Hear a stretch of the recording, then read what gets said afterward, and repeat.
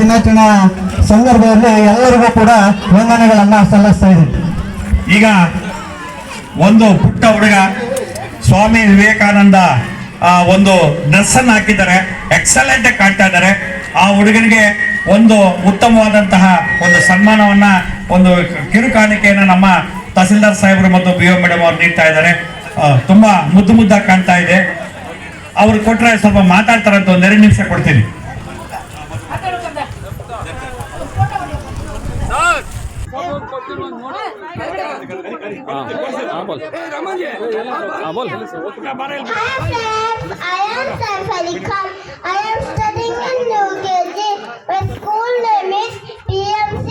Primary school. My father name is Shaukat Ali Khan.